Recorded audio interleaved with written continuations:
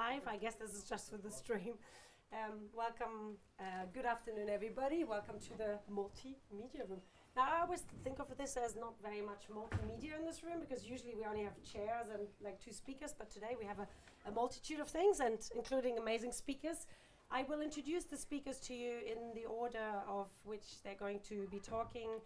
Very short bios. What we thought, as a team, we made an effort to decide that we'll run the presentations.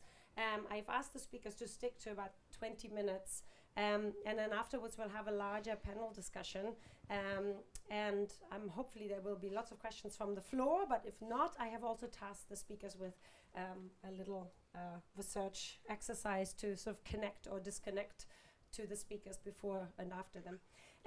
So we are going to start with Megan Steinberg, who's sitting on my right. Megan's talk is on ableism in artificial intelligence, as you can see already on the slide. I'm just going to give you a little insight into Megan, if that's okay. I haven't memorized it, so bear with me. I do know Megan well, though, because we have worked together. Megan is an experimental composer and abstract turntablist. You can ask her after what that means. She works with found sound, chants, graphic and text, scores, quietness, and microtonality. Her work looks at putting accessibility at the start of creative process. Megan is currently studying a PhD at Royal Northern College of Music. She's the Lucy Hale Doctoral Composer in association with Drake Music. She's composed for performers including Catherine Williams, Heather Roach, Juice Vocal Ensemble, Apartment House, and many more. In 2016, she was awarded the F.I. William Prize for Composition, and in 2023, she was appointed Composer in Residence at Coma in London and Composer Fellow at Neo Voice Festival, Los Angeles. Wow, big CV. We've got George Edmondson here on my left. He will talk about sonic narrative sound recording as an improvisational medium for documenting lived experience. And George, you also left me a really nice CV.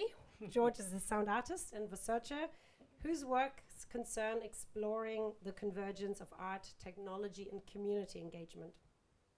George utilizes sound and technology as transformative mediums, challenging traditional text-based ethnographic methods to democratize the documentation of lived experiences.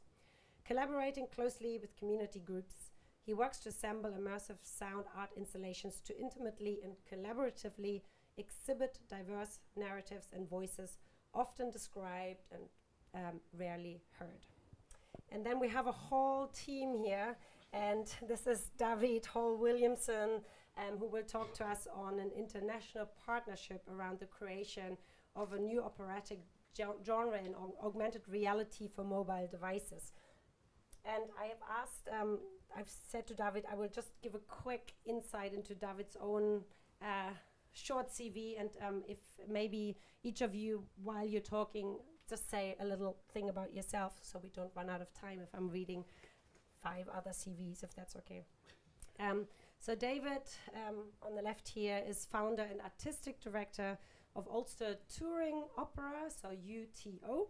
With UTO, David has directed a critically acclaimed cross-border tour, as well as developing the world's first 3D film opera app.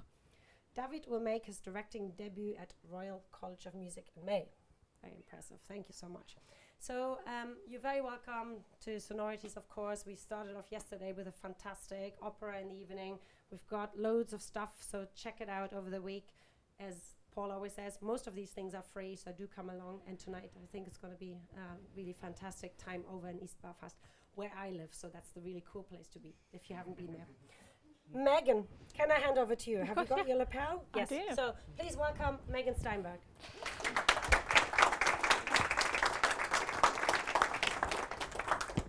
Thank you everyone for coming. As Franziska mentioned, I'm a composer.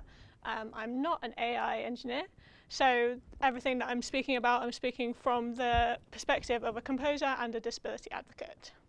So my talk is entitled Ableism in Artificial Intelligence by Human Design.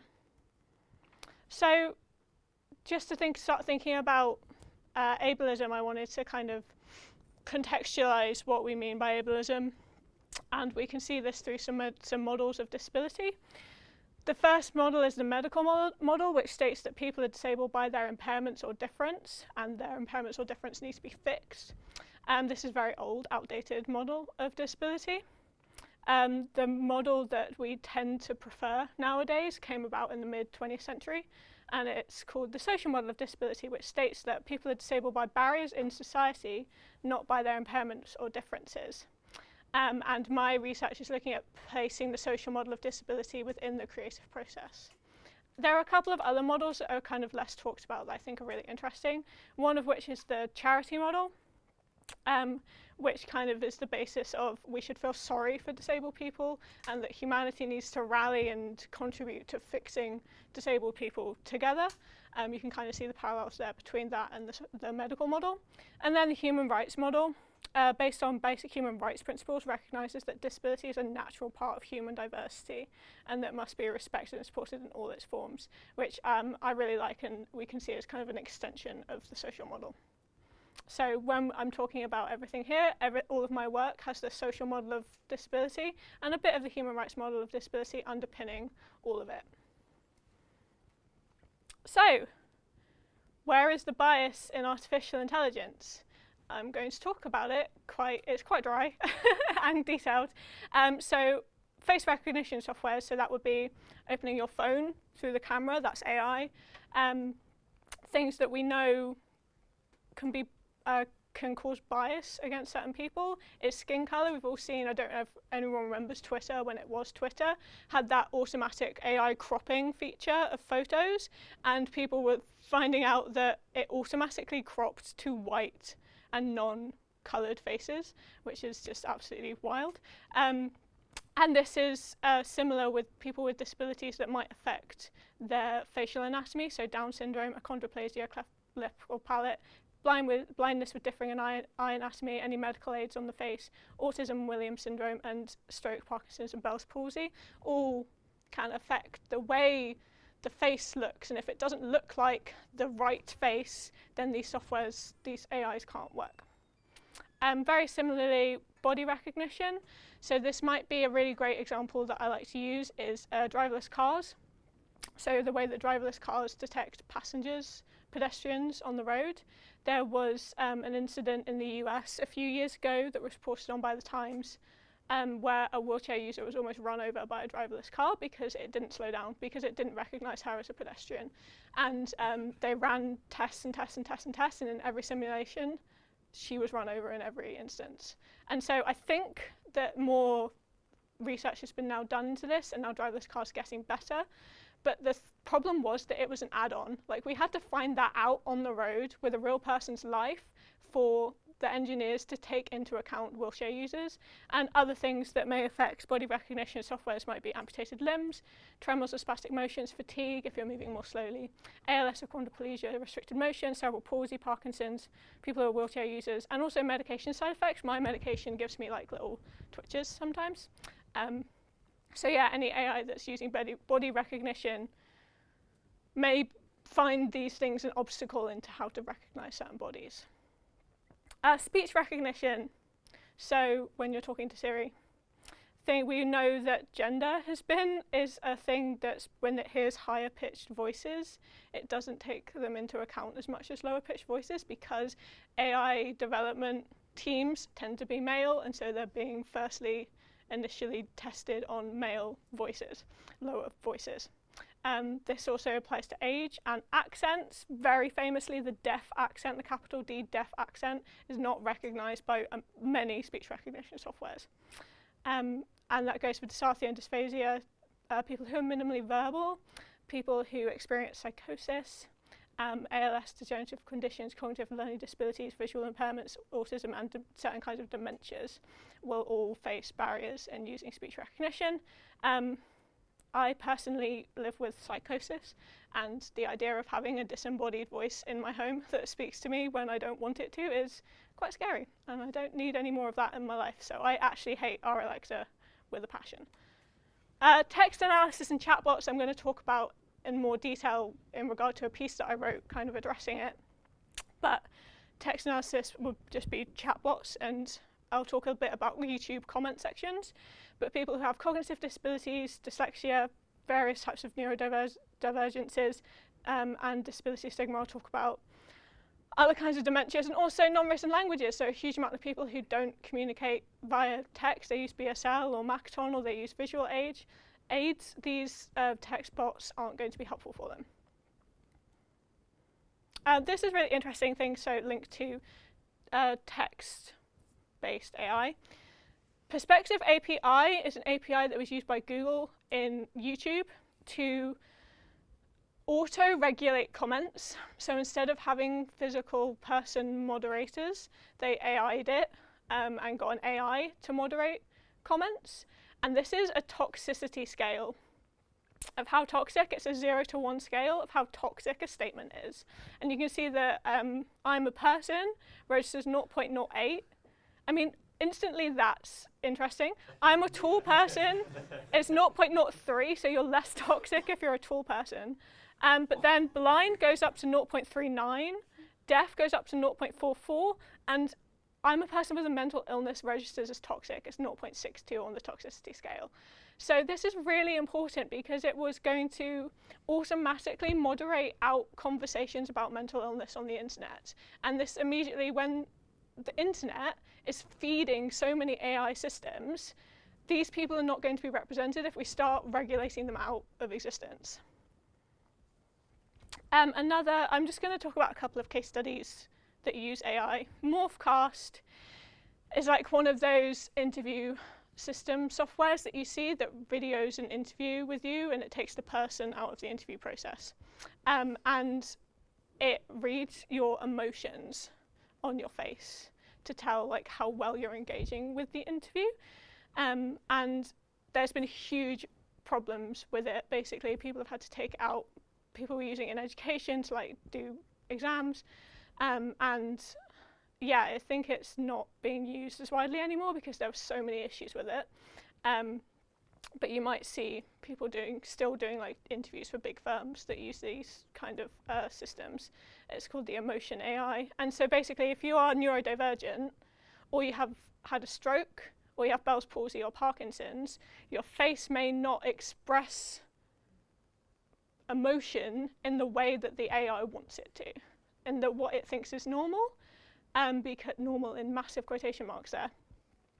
Because there is lack of research and case studies to feed into this, and when we take data sets, we're not including those people in those data sets. So it doesn't include, and we're just taking the minority away, and we're just writing them out of existence.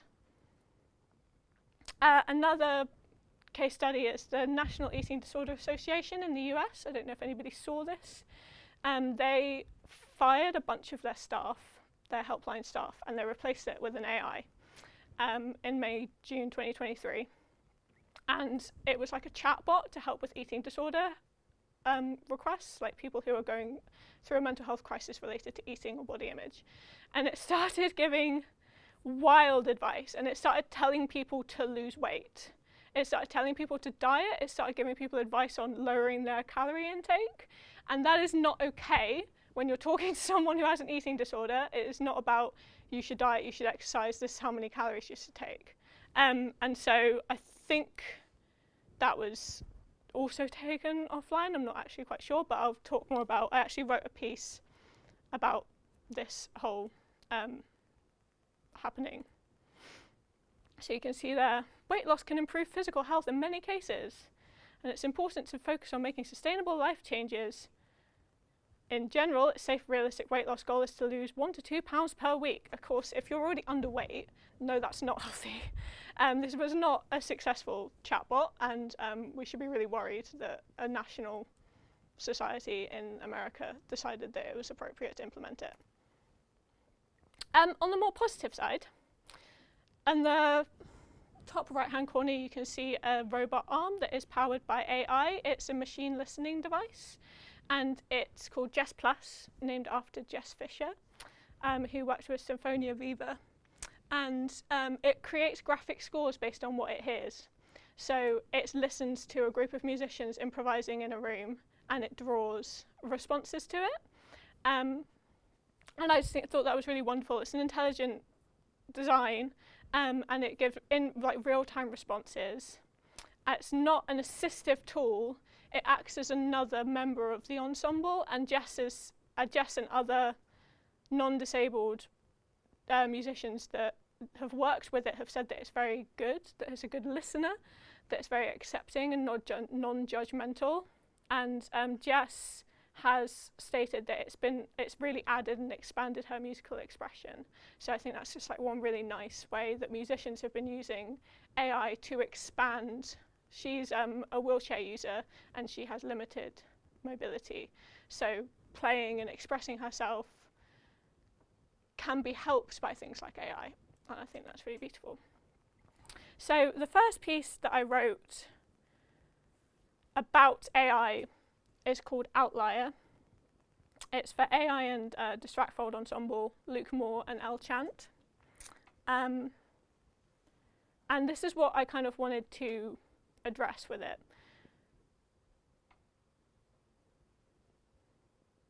How might AI contribute to enforcing and creating fixed categories that further marginalize those who don't fit? So that hence the outlier.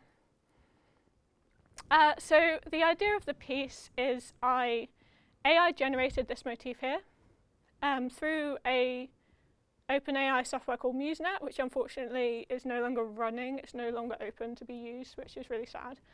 And it created this little melody.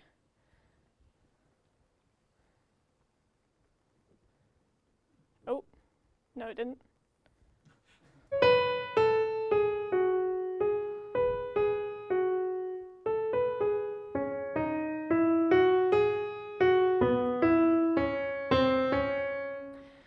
So yeah, it was a video game genre choice. It was really interesting as a composer, completely letting go of all the melodic choice in the piece. Like I got it to write a melody and then I gave it to the performers in various formats and was like, this is the melodic material for the piece.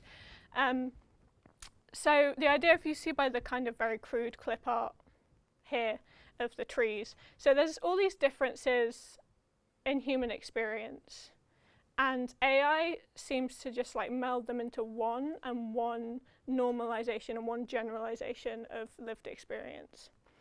And what I wanted to do was kind of show that in a piece of music. So they all got given this motif. They were asked to roll 20-sided dice to tell them how successfully they played the motif. So 1 was a complete failure to play the motif, 20 was a complete success in playing the motif, and then there's a gradient of success and failure within that. And so, and then I used recordings of them playing the motif, like practicing the motif. I fed that into Prism's, RNCM Prism's sample RNN software, which is a generative AI, and it came out with lots of different little motifs based on all of them playing this one motif, which was really interesting because it didn't just replicate the motif, but it did find the intervals, like the common intervals often came out in the fixed, anyway, that's a fixed media track that happens behind the piece. And I'll hopefully just play like a little bit, potentially.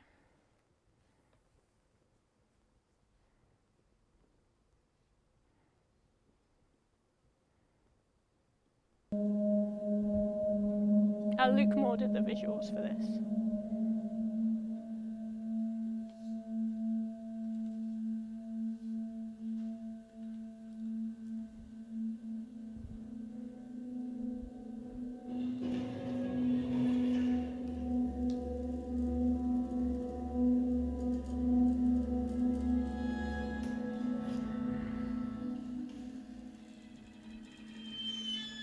Just skip along a bit.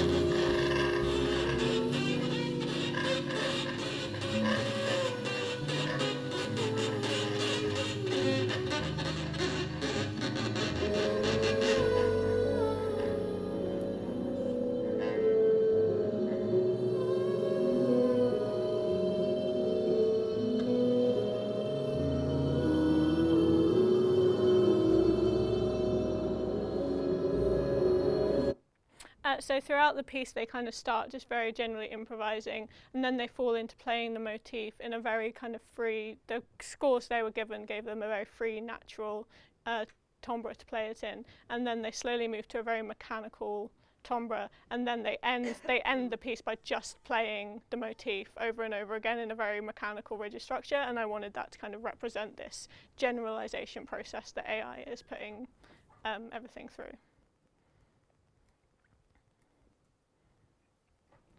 The next piece I did was looking at the NEDA case study, looking at ChatGPT in particular.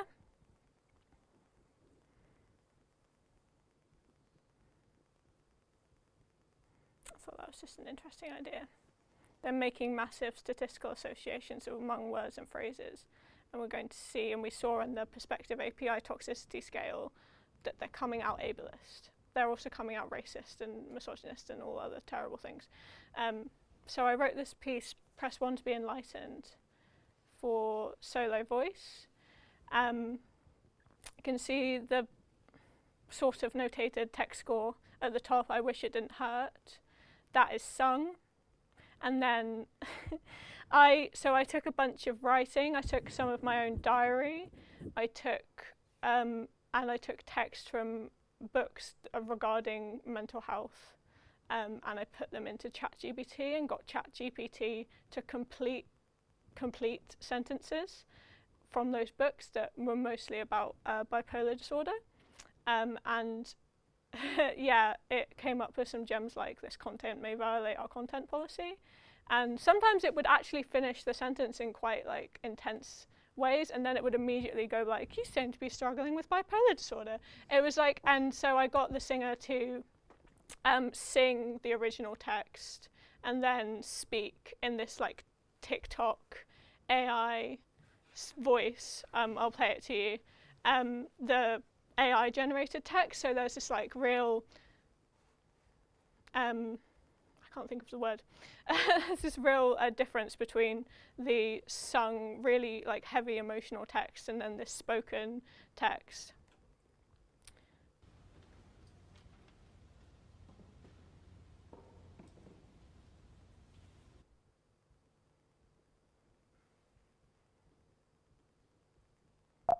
Ooh, my computer's frozen.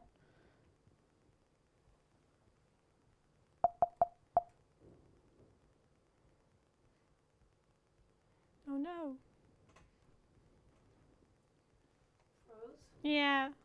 Sometimes there's that anchor might freeze you up. Yeah. Okay. Sorry, my computer's frozen, so I can't play the piece, unfortunately. You want to restart? Can you restart? No, I can't do anything. Yeah. Mine does that too. Some of that. Do you want to restart? Like, No, it's okay. I'll just have to finish talking without any prompts in front of me. So the piece is beautiful. It was by a soprano based in LA called Abigail Whitman, who's wonderful. And there's this lovely, like, she sings really beautifully, amazing soprano with a very wide range, and then she speaks in this AI TikTok-y voice, the AI generated text. Yeah, that was basically what I have to say.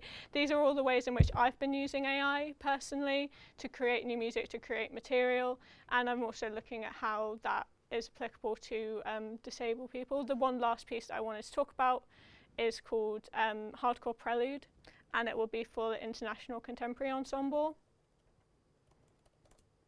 in New York, and we are using a brand new piece of machine listening software which doesn't have a name yet, that we're developing at Prism at RNCM. And just wonder if do you want to try and find it, even the YouTube clip? Because you could find it here and stick it onto my... No, it's fine. Sorry, it's going to restart everything. You were going to play a clip of the final piece? Yeah.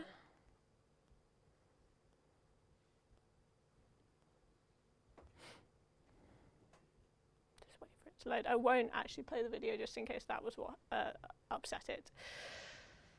But it's on YouTube, basically, so if you want to listen to it, it's called Press 1 to be Enlightened. It's on the Resonance Collective's YouTube page. Anyway, this is the hardcore prelude piece. So I trained this gestural device on the vocalists, and it's based, so it reads gestures in music, and it's expanding on George Lewis's original model that he created in the 80s, which is incredible, an improvising device. We're kind of expanding on that to look at gesture. And so it will be a piece, it will be an AI that interrupts a song being played by the ensemble. So the ensemble are playing a punk song that I've written, and then the AI is going to interrupt them and tell them to start playing noise when it hears the vocalist do a certain gesture.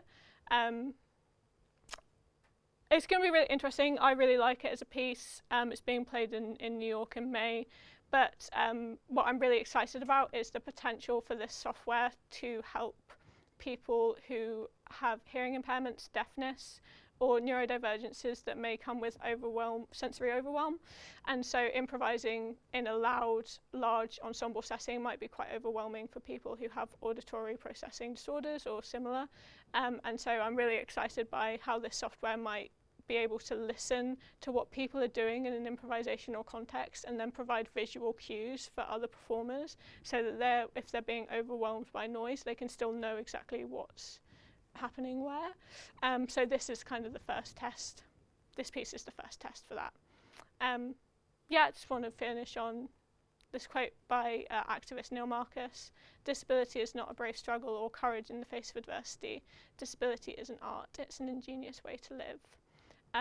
If you scan the bottom right QR code, there's a great article, it is behind a paywall, from the New York Times by Hugh Morris, where he talked about my piece Outlier 2, amongst lots of other things, and how technology makes music more accessible. Yeah, and this is what I have coming up next. I'll be at Able Assembly in Berkeley.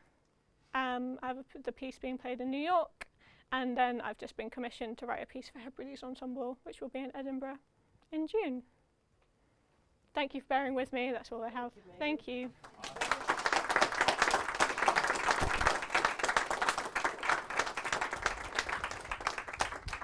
Over to you, George. We do a quick replug.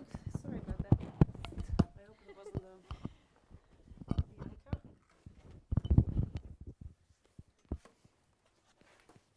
Is the Hebrides one, is that going to use AI? I want to use the same Prism device as well. Yeah. Oh, thank you very much. Cheers. Yeah. Oh, thank you.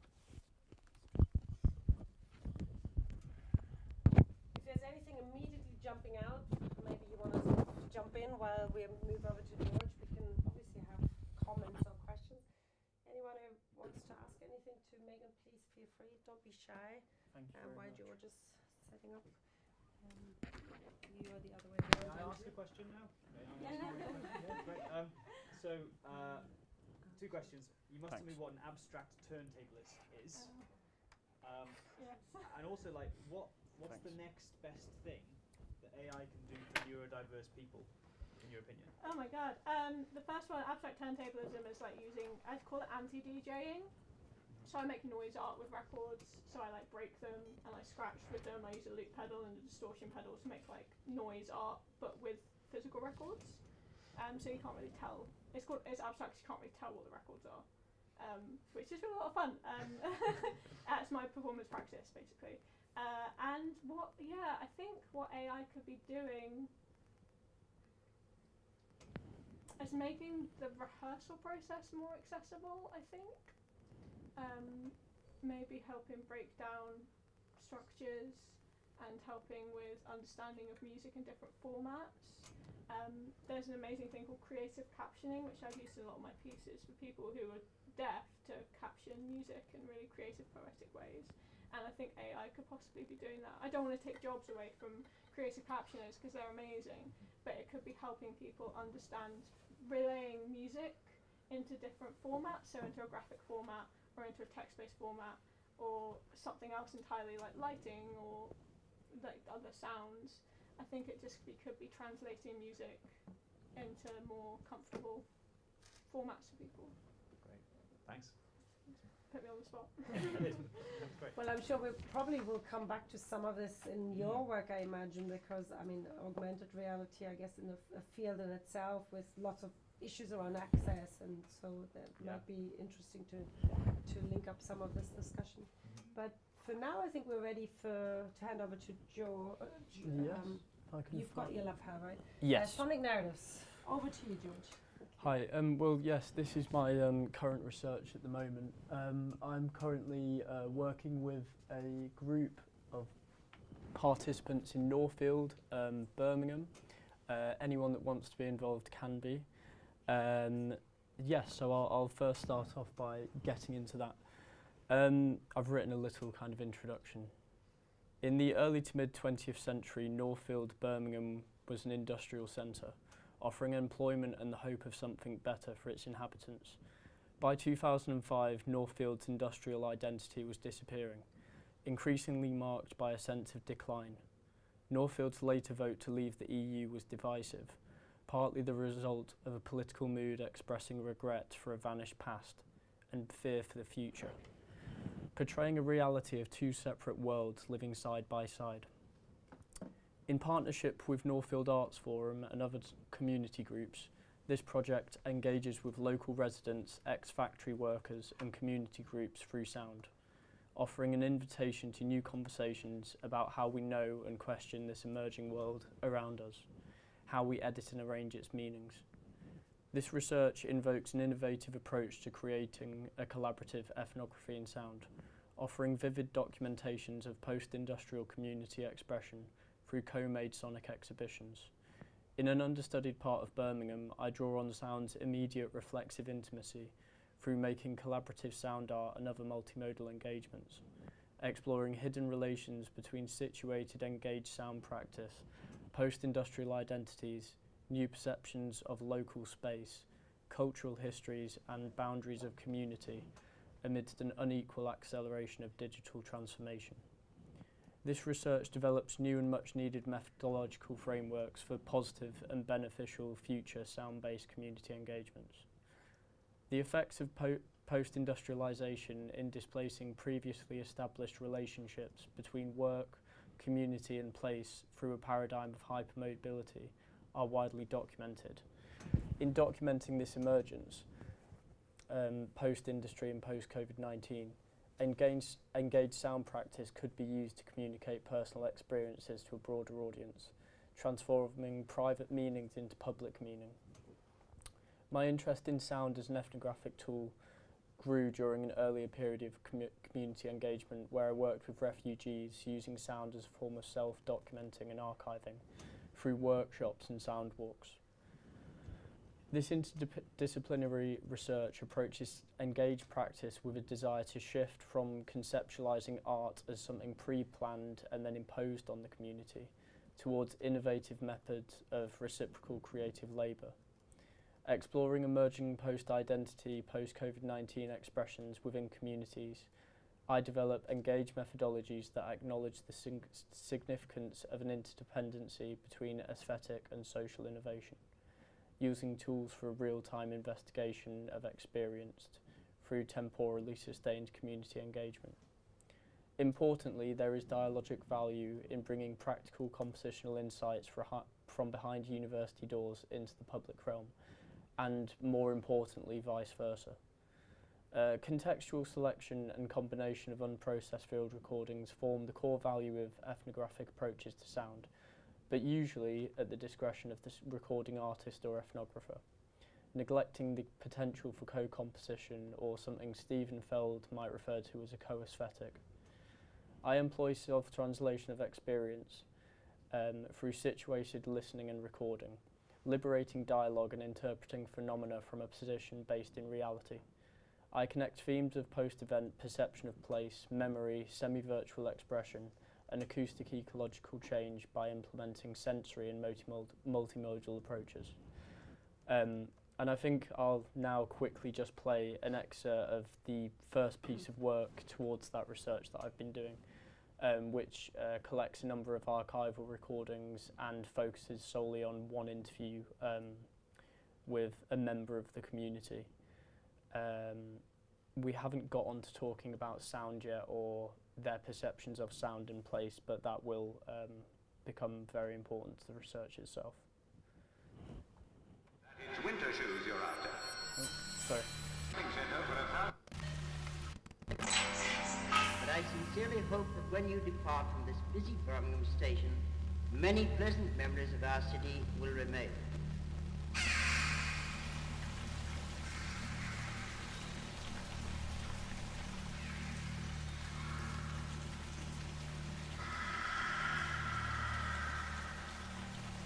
When I first went there, of course, things were quite different from they are now.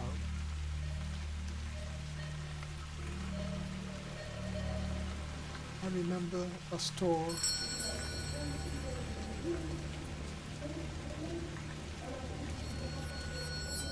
I was shopping there for years, and then of course gradually things started to change.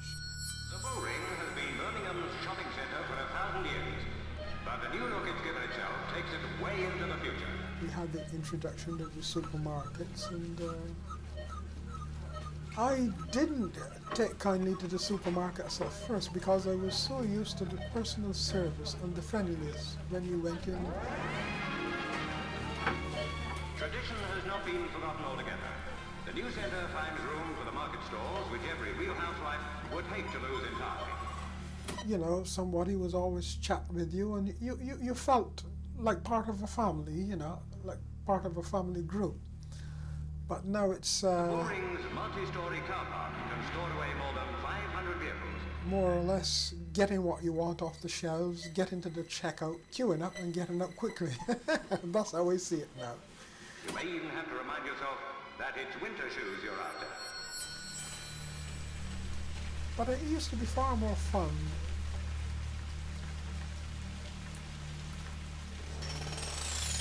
It is Britain's second city, and the biggest example of the changes made by the Industrial Revolution. At Castle Bromwich, Birmingham, the British Industries Fair is well underway. If the Birmingham Brewhouse mark says it's okay, it won't be the gun's fault if you have an accident. When they come from this production line, the owner knows he's getting rugged quality and value that only British craftsmanship can supply. Birmingham has been called the workshop of the world. Perfect replicas of the centuries-old Venetian lamps and a tribute to British craftsmen. The sort of buyers who know by experience that the trademark British made means the products of a quality second to none. On a day in the life of the British motor industry, the Millions Mini came off the production line.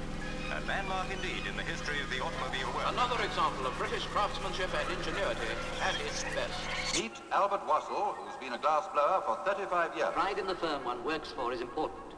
And Johnny's pride is stirred as he hears of the early triumph of Morris Commercial Cars. For over 150 years, craftsmen in this Birmingham factory have been producing delicate glassware that is sent all over the world. Mr. Jackson is a foreman at the factory where Morris Commercial vehicles are made.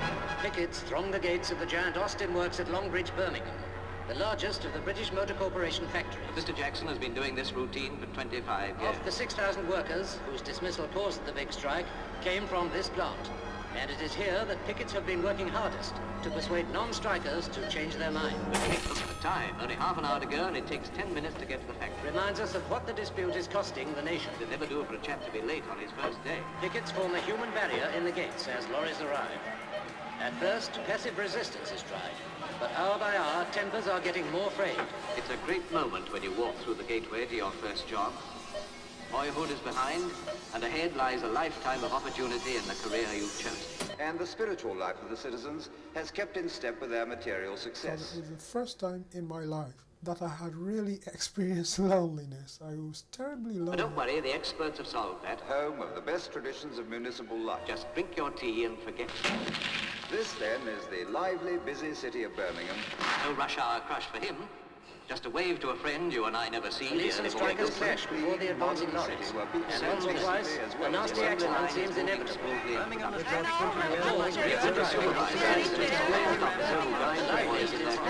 When the pickets postpone the firm, on keeping lorries from moving goods in or out of the gates.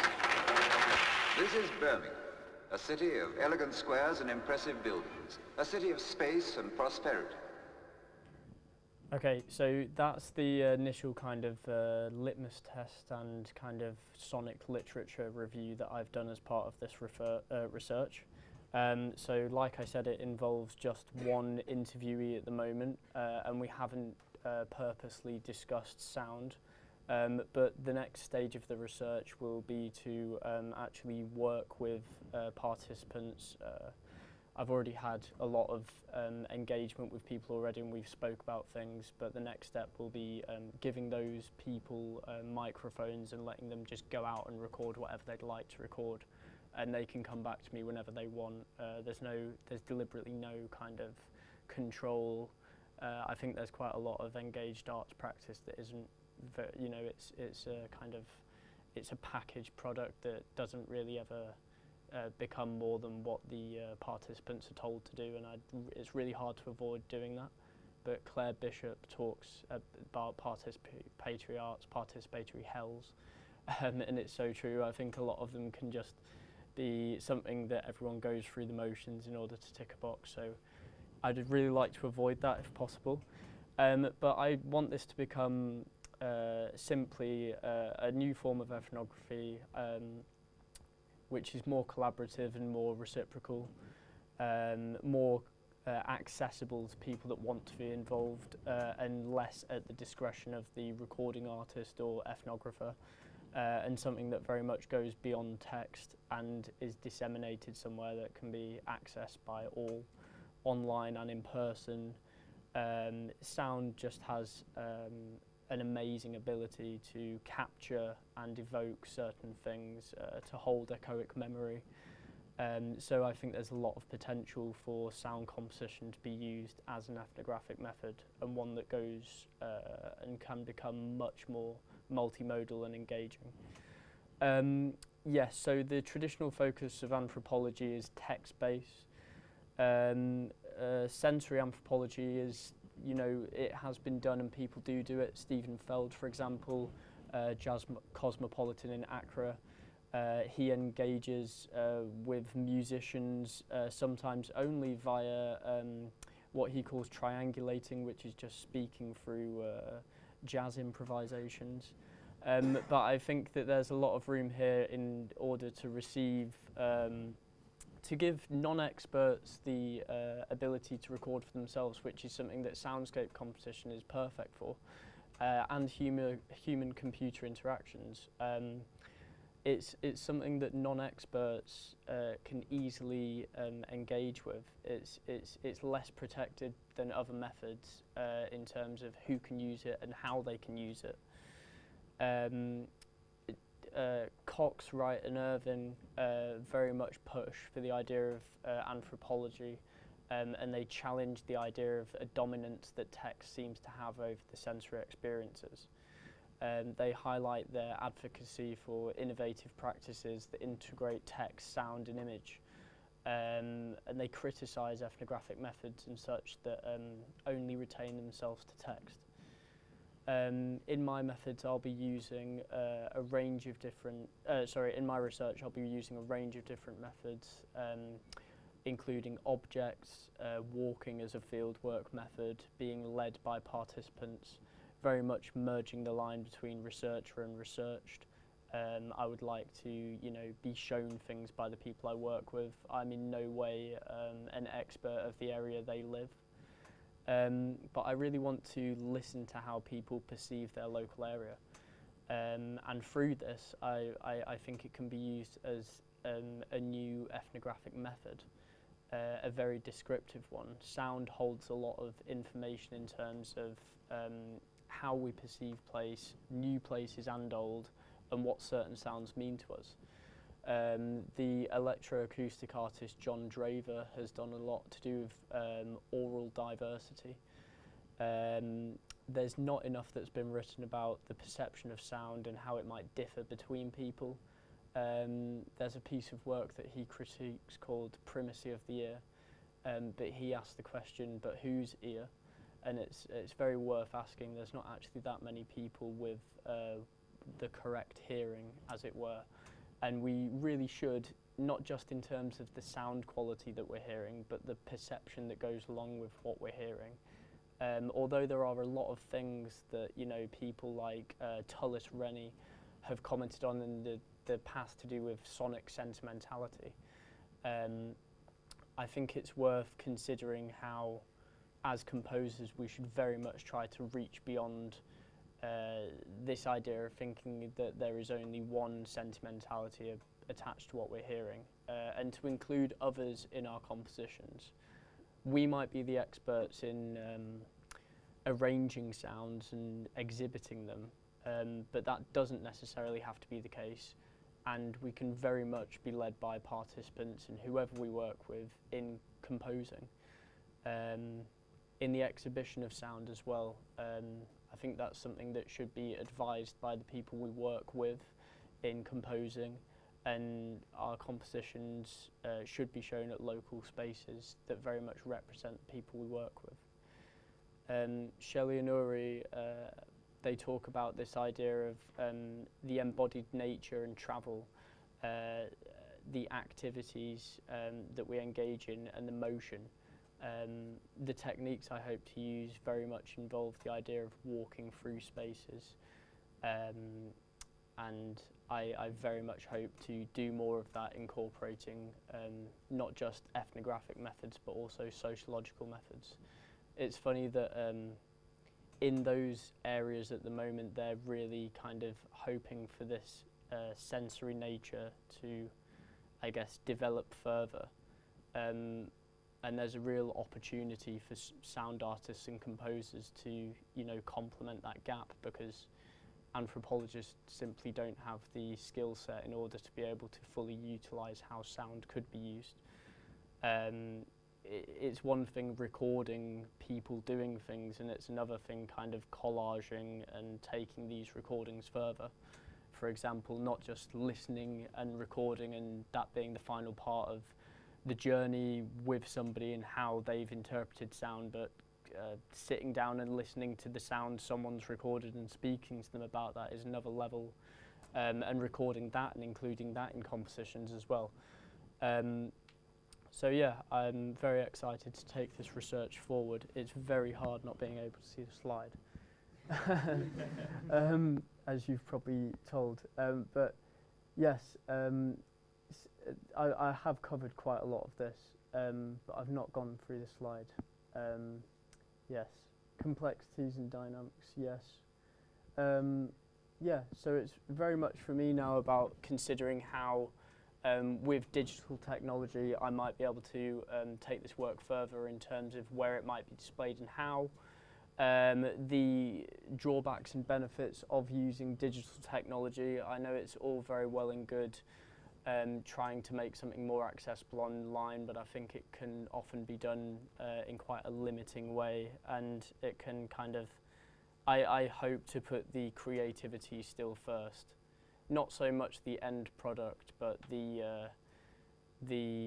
quality of benefit of those I work with. And I think that if I made this overly digital, it would simply be more like an NHS questionnaire than something fun for people to engage with. So I'm currently still trying to figure out how digital I make this, but I think initially I would just like to walk with people in the Northfield area, gain the recordings they make and talk about why they've recorded certain things, and together maybe I could teach them a little bit about organising sound, and we could come up with a new form of ethnographic method which much more involves sound. So yeah, thank you very much. Cheers. Thank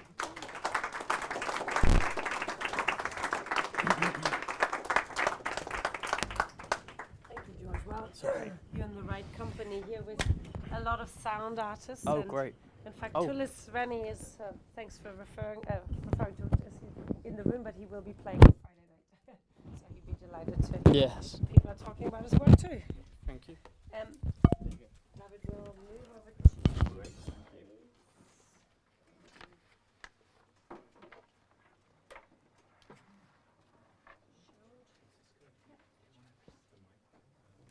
Oh, this is what. Actually, the microphone is for you guys. Yes, thank you. Thank Sorry, you don't need the No, don't worry. You've got your part. Pass that around. Yeah. We'll do that. You happy to? What's the HDMI? Oh no, I have the HDMI. What happened? Oh, sorry. Okay, you don't need the adapter. Straight in. Okay.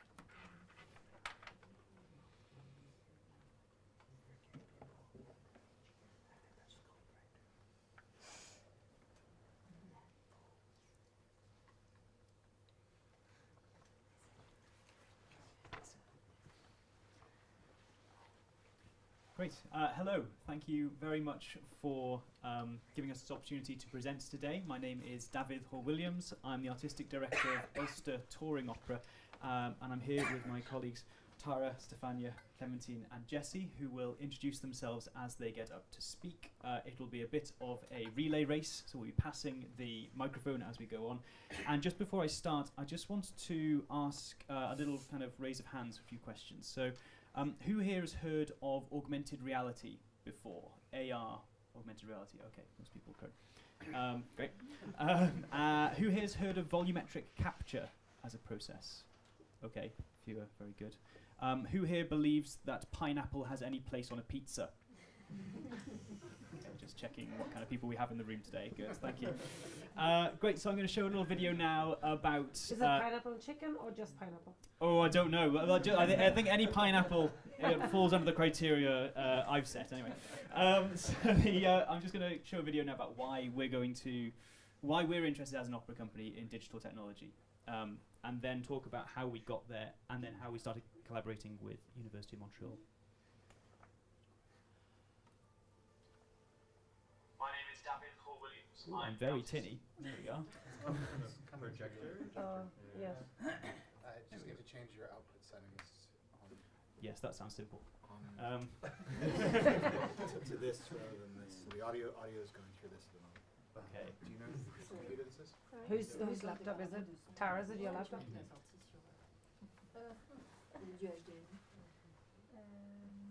You have here the volume, right? Megaphone there. Yeah. Everybody help. Yes. Please. Come on. Which one? This one, right? Yeah, try that, see what happens. Yeah. That's the projector. That's the projector. This one is my That's computer. the second. There should be... Yeah, so we go on that one. Bingo. Okay. And then if we... Back in presentation. How many sound designers does it take to... My name is Dafydd Hall-Williams. I'm the Artistic Director of Ulster Touring Opera. So we secured our first project just prior to the pandemic, and that project was to use immersive technology, specifically augmented reality and volumetric capture, to create an AR opera. So we're using tech to reach further in two ways. One way is actually physically to reach people, so finding people where they're at, so on their phones or their iPads, and bringing opera there in a really interesting and innovative way, but also to push the boundaries of what opera as an art form can do. Therefore, we started commissioning work specifically for augmented reality. We're able to create pieces which can only exist in the digital realm. Because we're all experimenting, we don't know where this is going to land as an art form.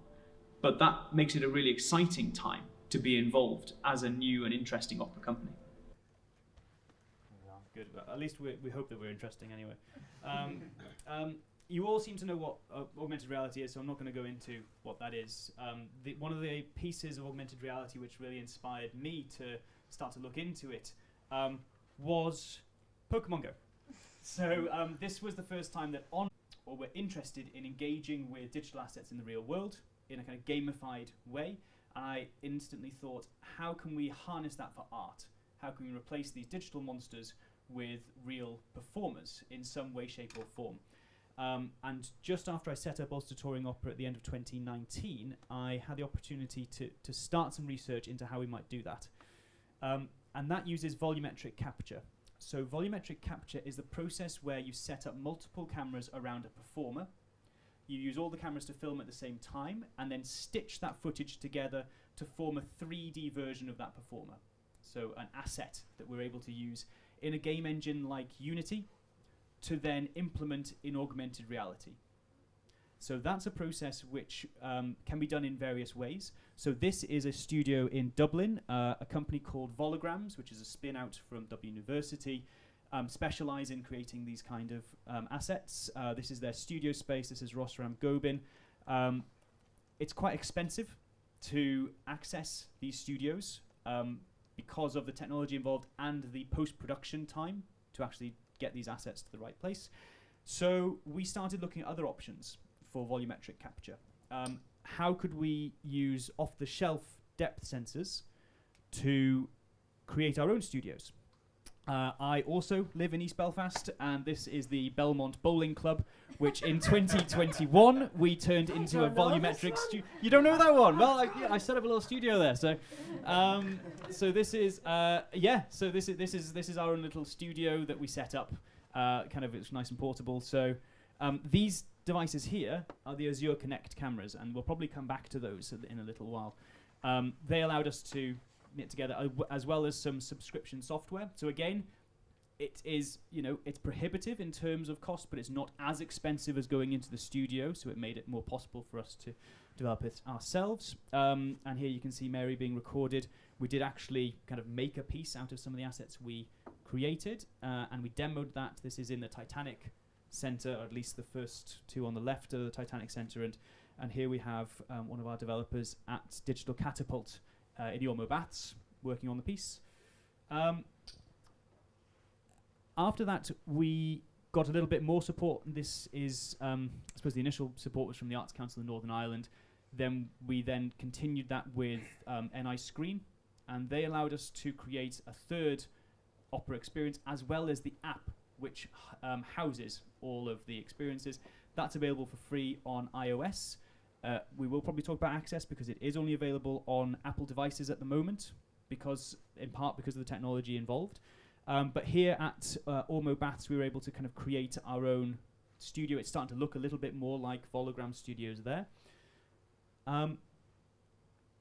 And develop the app. So that is available. It's got 3 operas on it. It uses cloud storage as well to hold the operas because the file sizes that you have for these volumetric assets are incredibly large.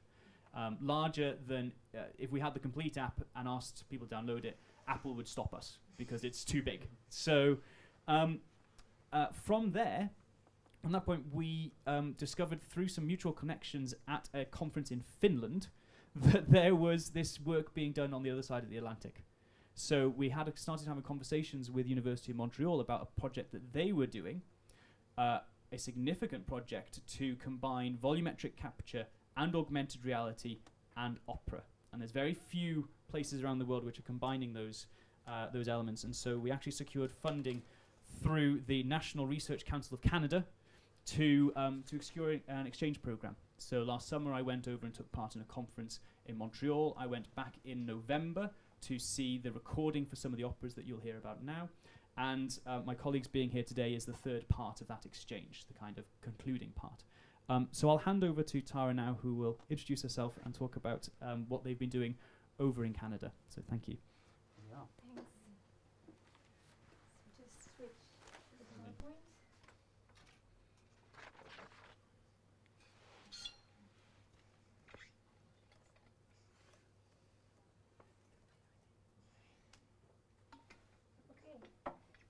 So hello everyone, my name is Tara Kamus and I'm the coordinator of the Canada Research Chair in Opera Creation.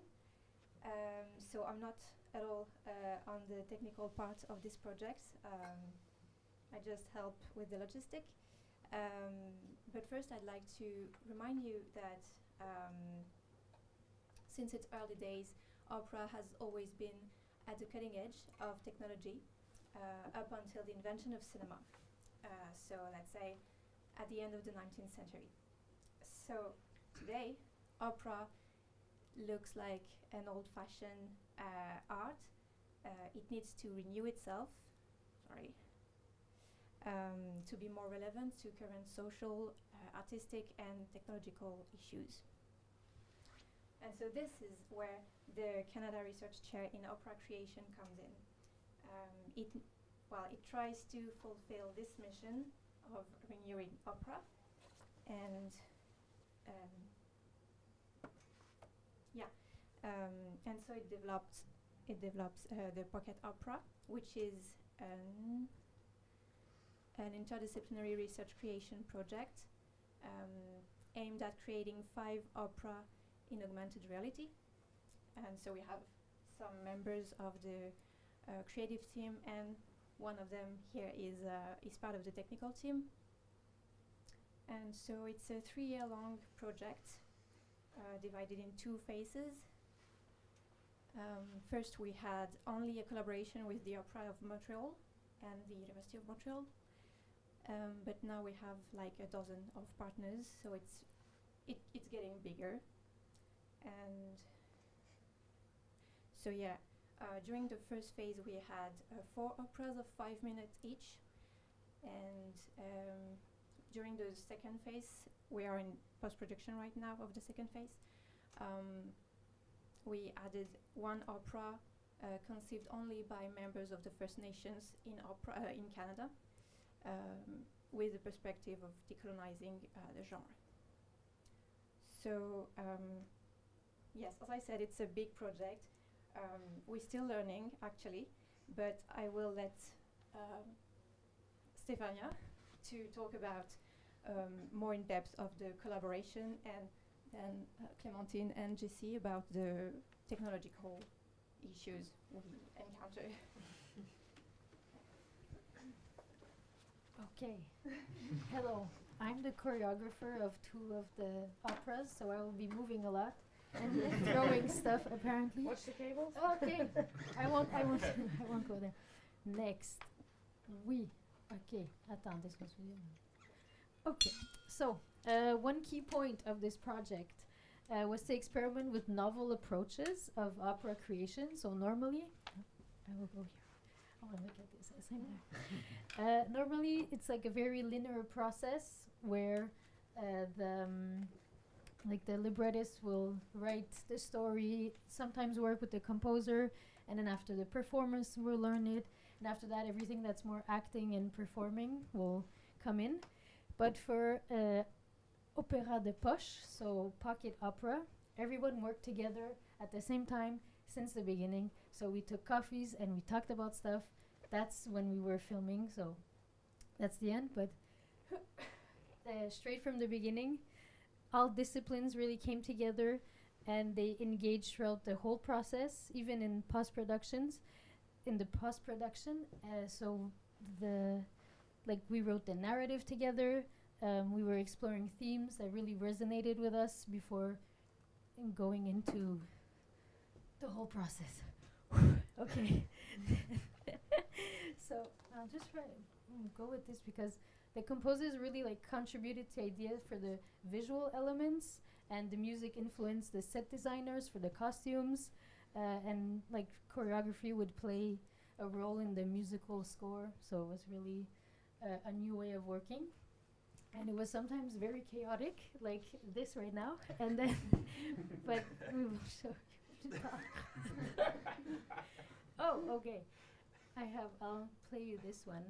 So this was our narrative curve for one of the projects.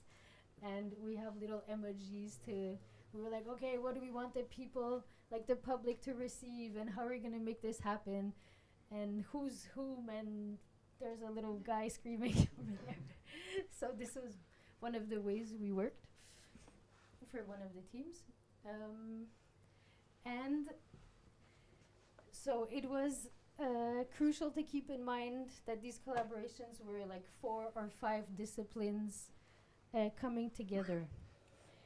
And everyone spoke differently. So singers would talk in measures, and I would be like, oh, when you say this thing, I would refer to lyrics. And who else? Composers were, no, not composers, directors with minutes, and set designer was like, when it's a little calm or more light, and we're like, but what part are you talking about? So we really had to find a common language just to make sure we're talking about the same thing. And then the filming was a whole nother story. So in rehearsal, we have rehearsal? No, it's filming. These are my little storyboards, okay? So pen and paper. And I think you'll talk about like your process later, but a lot of drawing. This is Pierre-Henri over there, who's who was filling in for a singer just to be, okay, place yourself like this. And I would like not teach them, but guide them during the filming. And this is Stefan, who's one of the visual artists and the director also of the First Nation team, talking to the musician and to the conductor of one of the pieces. Okay, on y va. Ah, why do I? C'est bon. Clémentine, I will be back later. Hi, I'm Clementine. I co-directed the opera A House in the End, and I will be talking about the directing process. Actually, just through my case, because each director really had their own way to approach it. To give you context, A House in the End tells the story of a daughter who comes to rescue her father from a flood, but the father doesn't want to leave. So the whole house and its memories come to life one last time before being swallowed up forever. Firstly, we had to make a screenplay from the libretto to create visual narrative out of the singing. Our composer is actually a very visual person. She often starts to compose by drawing the music. So we early shared inspirations that enabled us to both feed the score and the mise en scène from a common language. And as an example, we expressed our desire to create an abstract environment fragmented by light. And in return, inspired by the libretto, Alitea, the composer, composed one part of the score on the pattern of the light of a lighthouse, as you can see here, like with this circular motion appearing and disappearing, and that inspired us in return with this mood board example that inspired the choreography with the singers.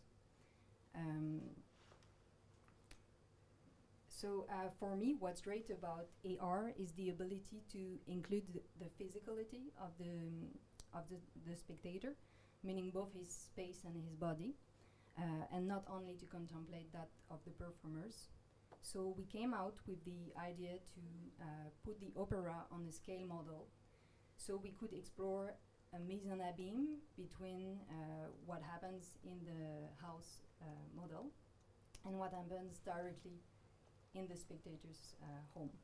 So we sought to connect these two spaces with different strategy, notably the water that simultaneously floods both. Volumetric capture enabled us to record the singers while performing live, which is absolutely great, but also come with challenges that definitely shape the art direction and the mise en scène. One of the biggest issue for me was the artifacts that you can get on the video texture, especially when it gets to the face, because then it breaks the realism we were originally aiming for with that technology.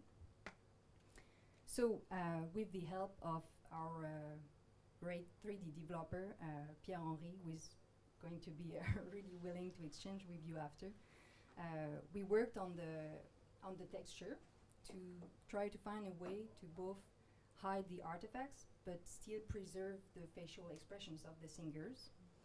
And we came up with a texture that reminds of hand drawing, something grainy, because we thought it would suit our metaphorical universe. But this aesthetical choice, shaped the work of the makeup artist and the costume designer. And as an example, the makeup artist had to exaggerate facial lines so we could preserve it in post-production. And the costume designer had to create some kind of painted patterns on the costumes to outline the silhouette so it could be visible on any background.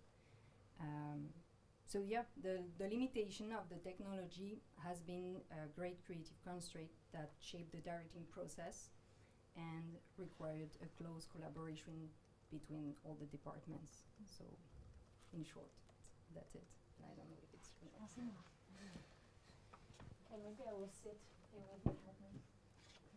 Yes. Okay, so challenges for the performing arts. For us, there was a lot of constraints, especially with space, but also with just like making sure that during the filming day that the singers had enough energy to go through the whole day. So they would say we have about 3 hours of full out singing, so we had to also like make schedules with like preserving the voice. It's like their tool. We also had no like live conductor. You might be talking about that because of you went into the space at one moment. I was in there. So I'll show you later.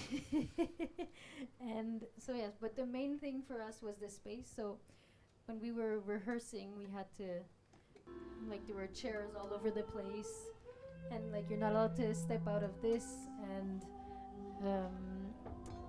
also when we were filming you could see the performer, like the best quality was when you were in the center of the 3x3 space.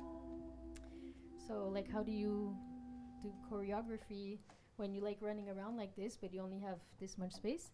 And not all of the singers, I think. Whoop. Okay. Plus haut, hein, ouais. None of the singers Ça va, had mais a. de toute façon, ça c'est segment 2. Whoa. Not a lot of the singers had a have a background in like moving or just like a dance background. So there was a lot of coaching with that. Plus in a small space. Plus they're really used to singing for like 800 people and looking here. So I had moments where someone is dying in your arms, but he's like, Mon amour, and I'm like, but the person is right in front of you. You have to be like singing to her and a little less loud because you have all the like you don't have to sing it that far. And the other one was with just learning choreography. It's like very hard, and also look at the conductor that no. Vas-y. Okay, it's later on. Bref, a lot of challenges just for the performing arts. And this little video, we had a moment where she would hit a cup and it's gonna explode like in virtual reality, but we had to practice it a couple of times to make sure that it fell really out of the Plus haut, hein, ouais. out of the 3x3. Ça va, on est- that we de toute would façon, ça see c'est it. segment 2. Fait. So just things that took a couple of times. And we're like, does someone need to catch it? Is it dangerous? And don't touch the cables, the same thing. So all of this. Now if I do next, ça va marcher. Oui. A bit like Clémentine was saying, it was also the fun part of what can't we do on stage. So like in one of the teams I worked with, we have like flying characters and they will be singing in a whale. And I know that First Nation team, they made like they could be on a couple of stages at the same time and just like teleport. And they're also, I think, on a moving, turning platform, which is impossible on stage. So in the both teams I worked with, we really took a time, like, okay, what is impossible on stage? What can we do here with the 3x3? So that was really fun to just explore and like go really out of the box. Oh, great. Very smooth segue. We must be at our 20 minutes now. We're good. Oh, it's We're good? Okay. Yeah, we want to hear from you. I want you to yell at me if I'm going on too long. So my name's Jesse Plessy. I'm a pianist and a composer. I live in Montreal, obviously. I'm here with these people. And I don't work very much with technology. Not that I don't appreciate and love technological art, but it's just for me, and my best way of working so far is about the immediacy of my inner ear and my imagination and pencil and paper. So Anna Sokolovic, who's the director of this whole project and the chair of opera research and creation at the University of Montreal, called me up in the fall of 2021, and she was like, do you want to like come learn some technology? I was like, hell yeah. And she was like, do you want to write a piece? And I was like, hell yeah. And she was like, I'm gonna pay you for it. I was like, hell yeah. All right. So it all sounded too good to be true. And it turned out to be an excellent experience for me. So I started working with, for cinematography and animation, Emmanuel Campo, for costume design, Leia Demarez-Cadol, and choreography as well, pardon me. And our librettist is a writer named Cole Haley. And we started working together. And in our initial conversations, because the whole project started, the 4 original works were to be based around the theme of the fleuve, which is the... Don't interrupt me with me. Which is this very wide part of the St. Lawrence River where it starts to move out into the Atlantic Ocean. And the story that we ended up writing about was in May of 2020, a humpback whale calf, so a very young humpback whale, somehow accidentally made its way all the way up the St. Lawrence River, all the way to Montreal, which is way out of humpback whale territory. And it couldn't seem to get back, and it unfortunately died right there in the Montreal area. So we thought that's a very touching story. It's got James Campbell would certainly be able to reduce it as a hero's journey somehow. This little humpback whale, leaving its family, going up the river, and having everything go terribly wrong. So if it's an opera, it has to have a death, right? So we had that. And so we did that, and one of the things I wanted to do, because it was made possible because it wasn't on a stage, because it's a studio volumetric, ambisonic, technological extravaganza, is that I could have 2 singers portray one character. So because a humpback whale can take, on one enormous breath and then sit on that one breath for 20 minutes to an hour, depending on how active it is. We have these 2 singers, but they kind of keep dovetailing their lines, so it's like one singer kind of took an enormous breath and then sings the whole show kind of thing. And that was one of the things we were able to do here. Much like the Ulster Company, for the recording we ended up making a, what's the word? Like a temporary studio. What was that building? No, in the theater. No, it was like a little rehearsal hall, and it was super annoying because we were recording, and then there was like another dance rehearsal or something happening, so we'd hear like doom doom doom doom through the cement wall, so we'd have to stop the recording, and but finally it all happened, and it worked out okay. Another thing that happened was that our conductor, for the instrumental parts, we had recorded the instrumental parts before the singers, so we had his conducting on screens in the kind of makeshift, that's the word I was looking for, in the makeshift studio we built, and but the choreography included the singers turning around, so they couldn't see the conductor for a lot of their choreography. So I had to like sneak on the other side, under the cameras, to the other side of the makeshift studio and watch the conductor and do my own conducting as the singers were singing. So hopefully when you see it, you won't see me ducking under the camera in the show. And I think, apart from like my own musical style, that's a whole other question. You'll be able to hear it anyway. So I think I'll just finish up there, and I want to say thank you to Sonorities, and thank you for Dafydd for bringing us over here. It's been a great time, and I'm really looking forward to the rest of the week to check out everybody's things all week. If you want to check out our things, they're going to be out here in the lobby of the Sonic Arts Building tomorrow. Is it Wednesday and Friday? If you want to check out the Whale Opera specifically, that's Friday morning. It's not the best one. It's the best one. And yeah, thank you everybody, and I'll stop there. Thank you very much. Great. Thank you, Jesse. Brilliant.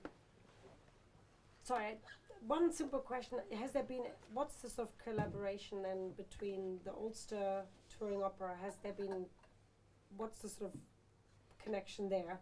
Because it sounds like you're all doing working on different operas. They're and going to commission a new thing by a Canadian composer. Is that right? Sorry, I didn't hear that one.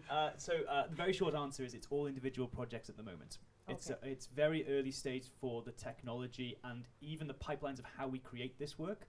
And we've all been kind of creating our own individual ones and learning from each other. For example, we, for all of our pieces, recorded all of the audio before the volumetric recording, including the vocals, which was problematic because it meant that the singers had to lip sync for the volumetric recording. These guys worked out a really nice and sophisticated pipeline, which meant that they recorded all of their instruments beforehand, but then they recorded their conductor as well, which was relayed on the screens that you saw in the video, but they were able to then record the vocals at the same time as the visuals. So the performers, when you hear them, you see their embodiment and their voice at the same time, which is much better, and that's something that we've learned and will implement the next time we want to do something. And then, of course, when we get a budget, we're all going to work together on something, I'm sure. But, yeah. Yeah, sorry, I needed to clarify this because I thought it was a really interesting conversation around, I think a lot of you talked about the constraints of technologies or using creative practice, whether it's kind of composition or music making or listening skills, to really poke into the sort of technological issues, right? And it was really interesting how you were talking about, you know, the costume designer having certain issues and compared to maybe the choreographer and all this, and how that sort of folds over in a sort of really creative process. So I'm really interested in finding out that you're talking about the sort of, well, it's a new art form, but also this new language that shapes around it, and particular this pipeline of work. And I guess one of the questions, you know, you said the sort of sharing of this new language and maybe the new ways of thinking around how, you know, makeup has to be done or how music has to be recorded or what might work compositionally specifically. You're talking about lip syncing, all this. I mean, is there sort of a repository that can be built in terms of sort of sharing some of these good practices maybe? I know you're talking now maybe because you're all in the same place. Is there something that might be of interest, or is it an interesting way forward for even for non-opera people? Yeah. Because you are working in sort of digital tech that a lot of us are interested in. Yeah, that's a great question. I think that could be, because I should mention the creative process, especially for the animation element, is ongoing.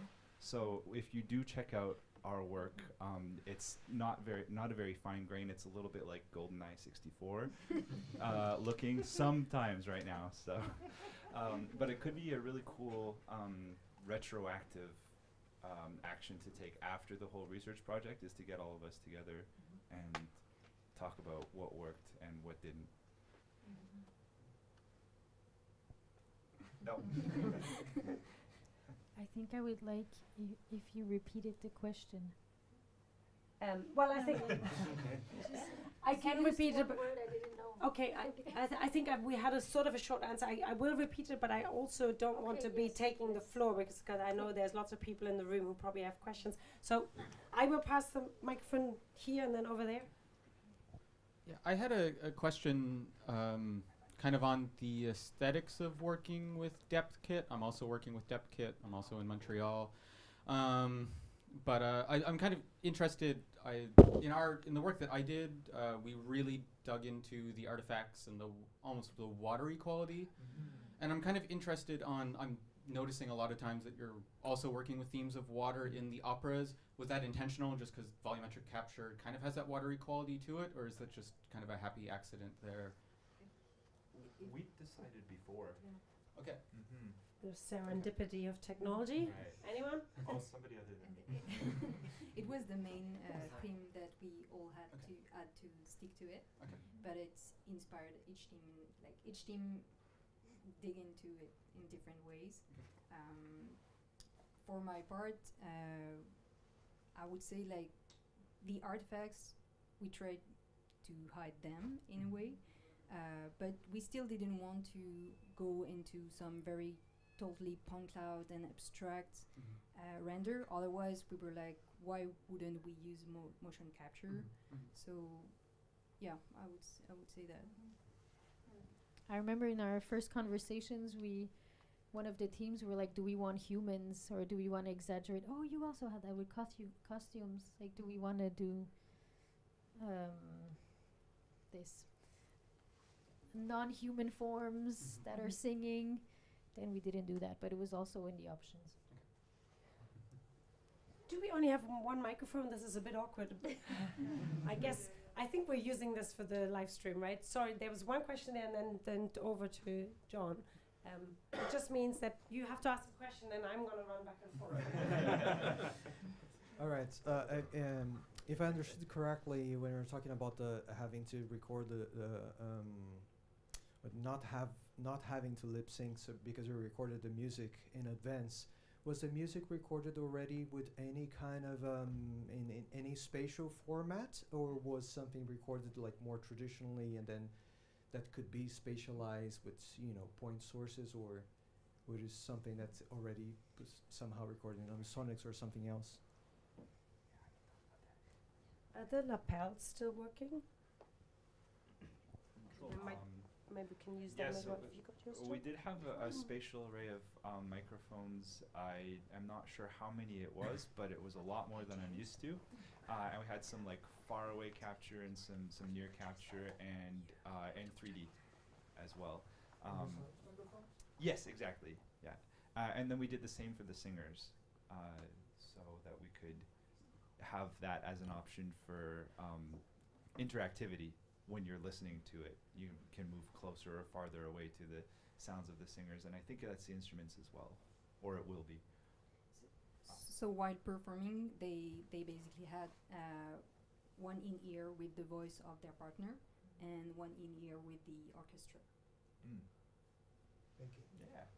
And just to say, with even though our pieces are the instrumentals isn't spatially recorded, we were able to put in spatial audio for the vocalists because we recorded the vocal lines separately. And then I thought it would be terribly complicated, but actually it was just a little switch in Unity that if you've recorded a track separately, then you can turn on spatial audio and locate that to one of the assets.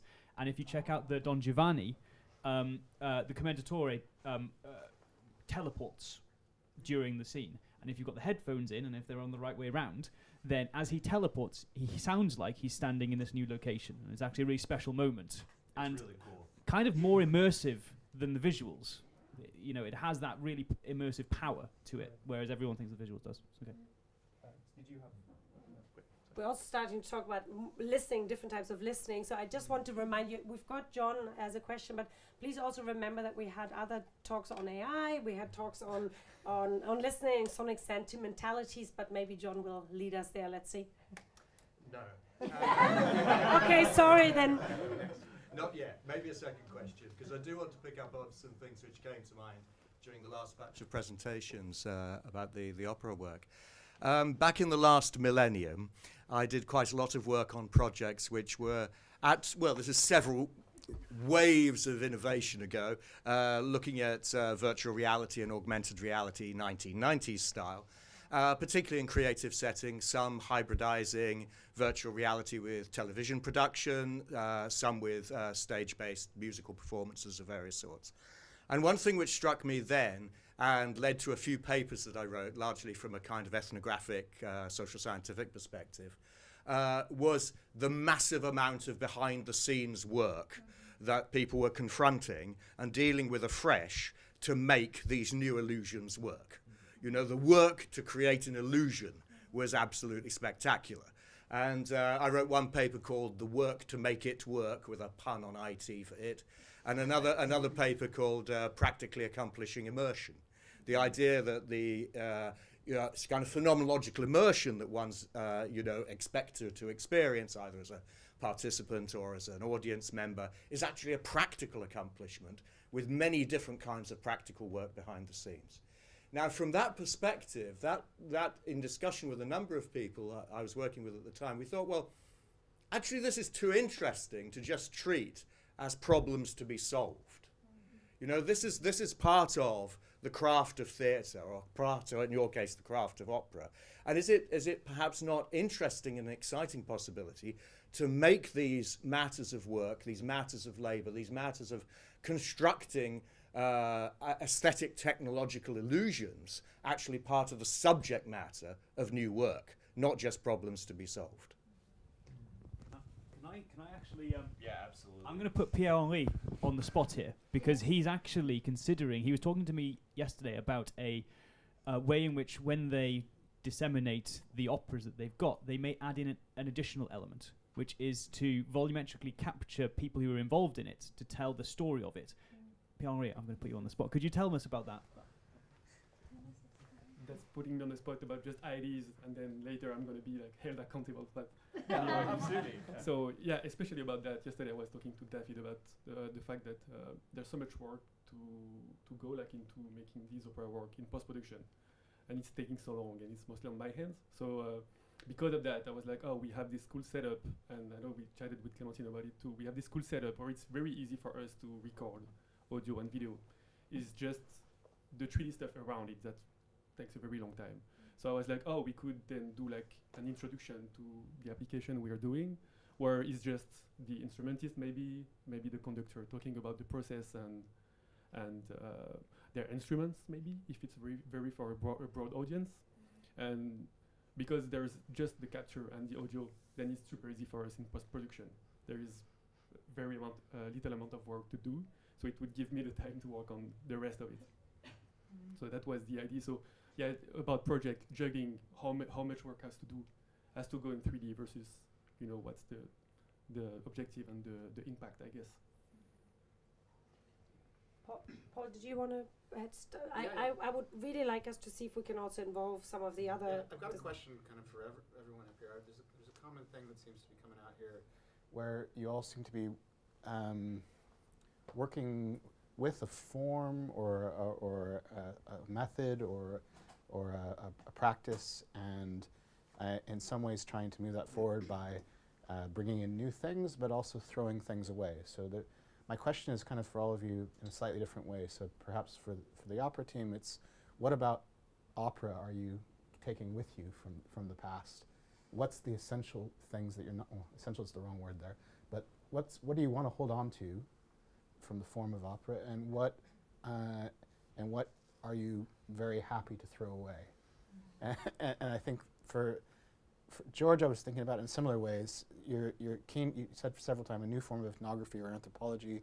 Why is it still ethnography or anthropology? What are you taking with from those practices, and what are you very happy to get rid of? And Megan, it's similar. So this interest in AI, and I think you elegantly showed both the pitfalls and the possibilities. But is there things that you're, particularly excited to explore further in that domain, and are there things that you're trying to just destroy and reveal as problematic? And yeah, so I think we start with Megan on that. This is very specific to AI, but may feel exactly the same about AR. My supervisor Sam Salem said this to me, and I say it over and over again, which is with AI, the train has left the station, and you're either on it or you're not, and you can't control the train if you're not on it. And yeah, I don't know what we take with us and what we throw away, but if you're stood on the platform, the train is already over there. So we have to work with AI, we have to embrace it, we have to look at controlling it and regulating it and using it creatively and using it in out-of-the-box ways, because the train's left the station. I don't think there's anything. I think the things that I would throw away are not things that I would throw away. Things that which seems really harsh about what I'm about to say. Things that I would change are the teams behind it. We need diverse, inclusive teams who are creating AI that represent society as a whole, and not just straight white able-bodied men.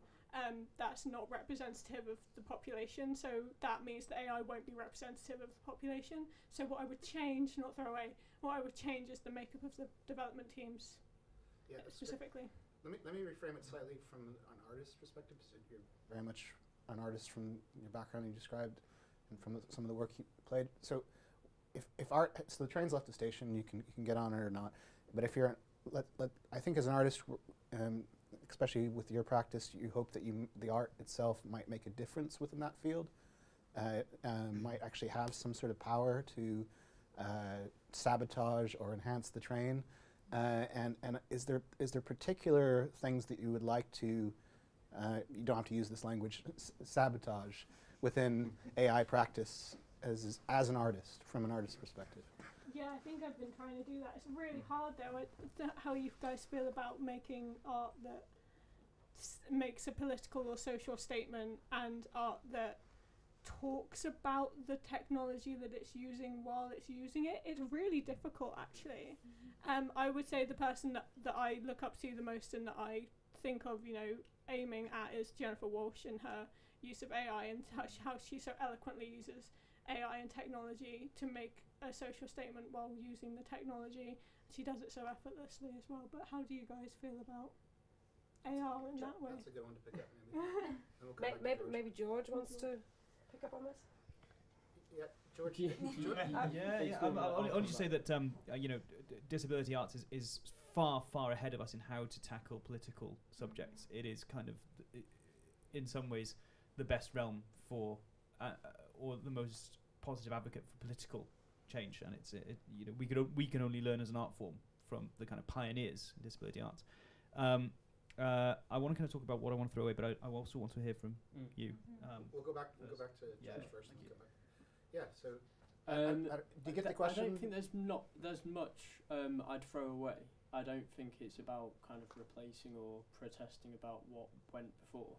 And I think for decades and decades, people have been trying to come up with ways in which they can go kind of beyond text with how they document people, whether that's listening to people make music or making music with people. Pat Kaplan, who was at Goldsmiths as an anthropologist, was big into the idea of kind of communicating through music, the work he did in the Punjab.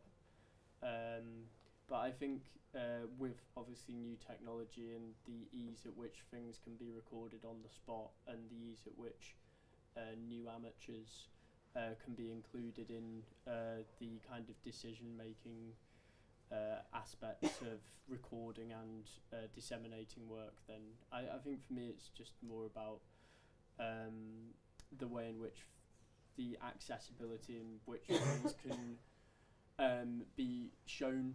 I think a lot of anthropological texts only exist in certain areas. It's really hard to access them, even for the people that are involved in being documented. I know there's quite a lot of effort to change that, but still they are text. And if you don't read, you're not going to read it, and it exists to the people that know about it in academia. So I think this is potentially quite refreshing for that, if it can just exist somewhere where everyone can add to it and it's ever updated.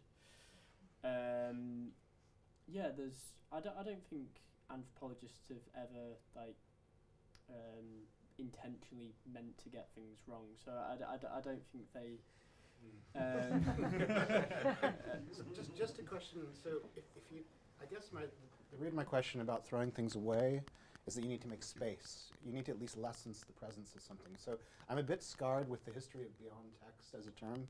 The AHRC launched a beyond text, I think it may have even been the AHRB, it was a while back, launched this beyond text program where they were really excited about funding all these new things that were beyond text, and they ended up just funding a bunch of books about those things. And so like there needs to be some culling or space making, however you want to frame it. And so I'm thinking about this also as an improviser. You might have this big bag of trips that you've taken with you to the stage, but in the moment you need to throw things away to make something happen. You need to make a choice. And so are there other choices within your practice? Are there things that you need to let go of in order to make the space for the kind of new methodology that you're trying to develop?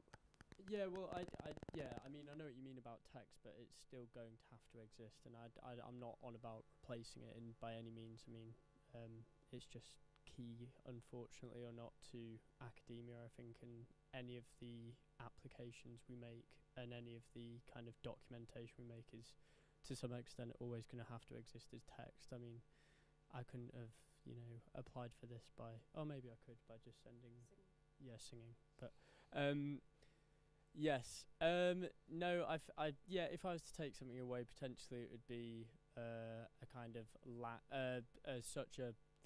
I think there's still quite a clear. This is coming from. I am writing this, and you're being written about, or something like that. I think sound is a very good way of making it a more reciprocal conversation.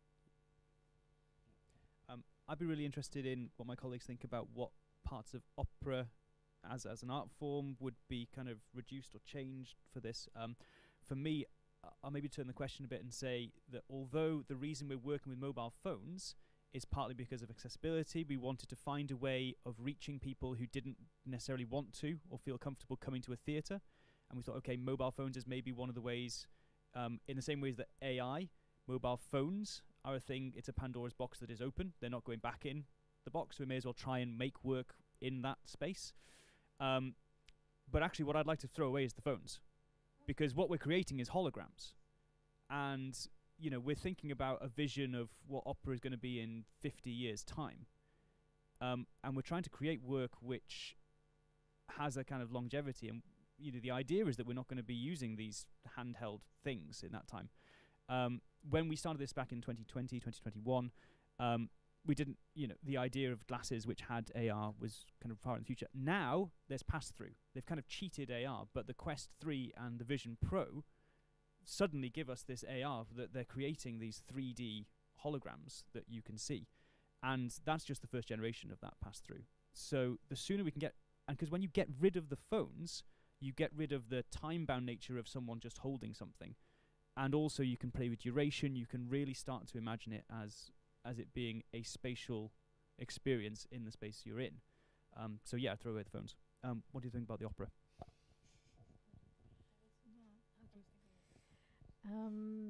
Two of the teams I worked with, that was like our first question, and we still don't know.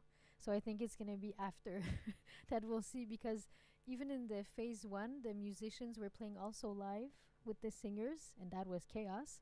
But we tried it. You were filming Oh, you had. At the same time with everyone else. In the first Mad. Yeah. We wanted to put them on the stage, like to put the orchestra on the stage.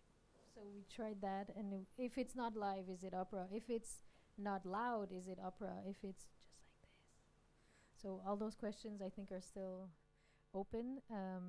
If it's, yeah, like a tiny space, if they have, I don't know, I think it's still ongoing questions, and we might never know. But it was like, yeah, for the two teams, it was our first like, okay, but what is opera and what do we want to keep, and then why is it not just like a movie? Or so we will see.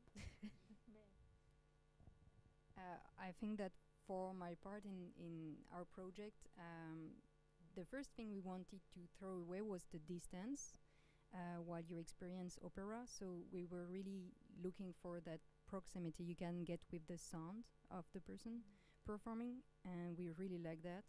And also in some way the physical proximity, even though it's virtual. That's why we played with the scales. That is kind of a model. You really have your own way to move in the space to get close or far. But in the end, spoiler alert, there is the giant, like the daughter is like a giant person to try to save the father. And then we play on the scale. And this is interesting way to somehow do some editing like in a movie, but with AR. We explore that kind of things. And something we kept, I think we kept a lot of opera, from what I know at least. I don't know what anybody just said because I've been involved in my head trying to think of an answer. I've not been paying attention. That feels silly. There's a lot of stuff I like to keep, at least where I am in my life right now. Things like the reason I fell in love with opera as a teenager in the first place is like the emotional immediacy. I mean, you know, I think for a lot of people in a lot of cultures, it starts very young that you start to get enchanted by stories. Not opera, but just story and narrative in general. And the way you know, when you're a kid, you see yourself in those stories, right? And also opera, the really great ones tell us a lot about who we are.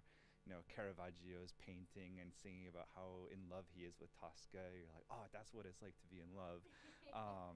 Or my dog is named Aida, you know.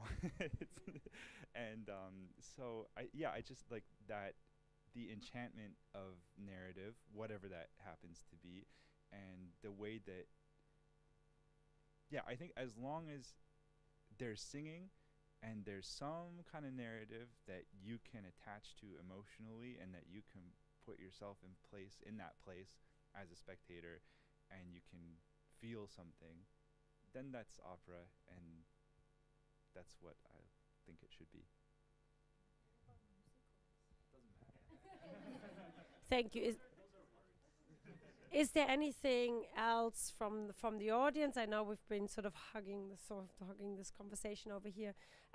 We've got maybe sort of 10 minutes. There was something around which I thought was interesting coming out in terms of this, of really trying to democratize, and I think it came out in your talk, George, around the sort of spectator and the, let's say, the maker and the spectators, or the, you know, the users or the composers or whatever.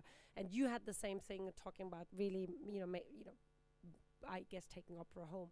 I guess one of the questions I had, yes, kind of really flattening this idea, and I'm all for it, and working in participatory ways and seeing how we can maybe engage more closely, as you seem to suggest, you know, by handing over our devices or a device to a community member, but to, you know, record their own lives and so on. I guess the basic question is it possible at all to really sort of flatten and democratize that sort of process of, you know, what we're creating and what the sort of community members are creating in your way? So where's the sort of power relationship there, I guess? And I'm interested in terms of the opera, because that's possibly something we don't know. What are people doing at home? How are they consuming that new medium? And how much maybe sort of personalization? I think you were talking really about personalization. How personal can someone make that opera to them?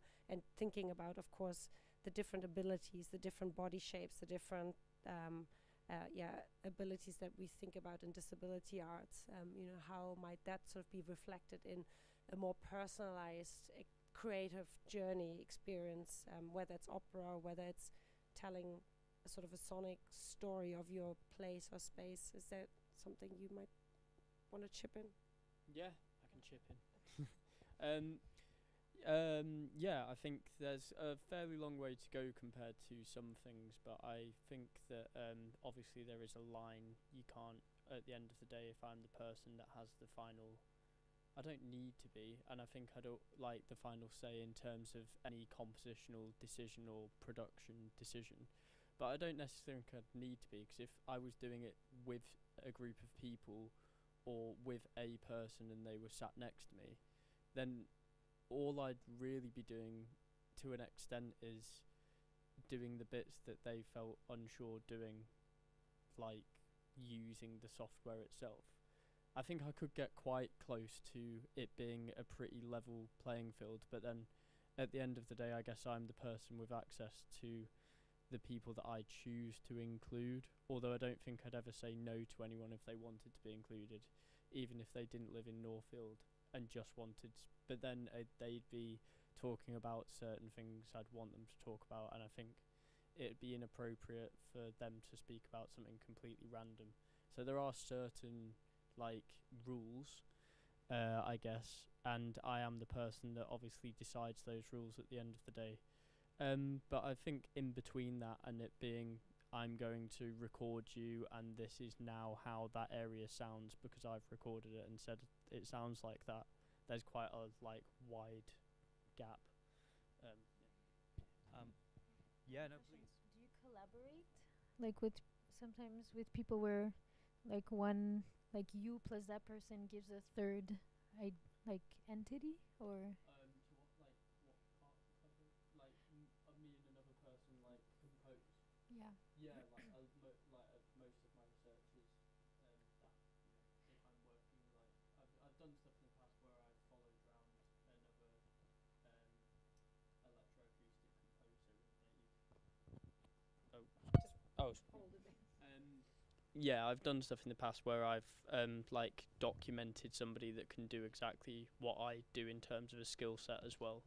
Did you create together? I mean, like, Yeah. because what you're naming, it sounds like a collaboration or just like becoming a third thing that's not you or not him or the other person, and just so is that how you see your? Yeah, I don't think I'd ever kind of like label it as this is the definitive sound of this area, like a kind of like now that's what I call Northfield or something like that.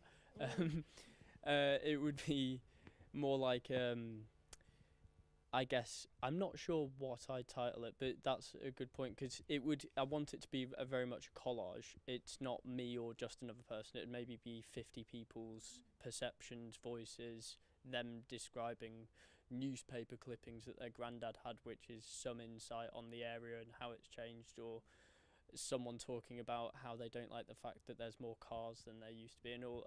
I really don't want there to be much path whatsoever, actually. I just want it to be kind of, I might use AI actually to decide the path, the trajectory in which things are heard, because I want it to be less biased, which might be how AI could help. Which might have changed your... But I'm not sure, because also it can be, you know, I've spoken to some people and they've been terribly racist because they don't like something in a certain area. And I don't know how much of that to include, because it is someone's opinion and they feel very strongly, but it's also really problematic. And I'm not sure, that's where text would be great, because you could give loads of kind of maybe footnotes. But I'm not sure how much of that you can do with sound. There's quite a lot of interesting. I've still not worked out a lot of those things, but yeah. Well, don't feed it through ChatGPT and see, because that will get your bias. Not kind of final line, maybe, if that's you wanted to do. I really want to jump in because something really interesting happened when we were doing beta testing, and that's why beta testing with the public was so important. I designed AR Opera so that the performers kind of appeared and stayed static, and then you get up and you walk around with your mobile phone and you try it. And we were doing beta testing, and someone tried it in a wheelchair. And that was just hugely enlightening, because this person in a wheelchair, I handed them this iPad, so obviously they couldn't kind of use their mobility in the way that they are used to. Really enjoyed it, but had really good feedback on it about leaning into the game engine side of it. This all comes from game technology, and also with the younger people who tried it as well. They immediately wanted to play and interact with the piece, and actually we built that interaction into the pieces so that you can still rescale, move around, resize, move the person in the space. But that's why getting feedback on your work from as diverse a range of people as possible is vital. Great, thank you. Was there no hands? Sorry, people are just... But we're also out of time, which is great. Now I have 2 microphones, even better. Okay, so can I just ask you all to thank our plenary, our speakers, Megan and George and David and his team, and for a really insightful conversation. And it was actually a conversation around improvisation. The title of this session was Improvisation. I think we have sort of touched upon many aspects of improvisation. So thank you all for coming, and thank you to our panel. Hands together. Thank you.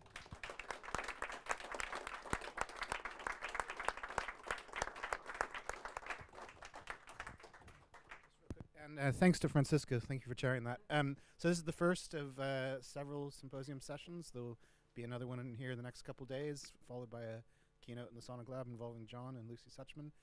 For those of you that want to continue on sonorities this evening, there's a bus leaving at 5:30 sharp just outside of here, and that's taking people over to East Belfast, first to Queen Street Studios, where there's an exhibition on, and then that's a short walk, about 5-minute walk to Portview, where there's another exhibition launch and a number of performances. One guy here.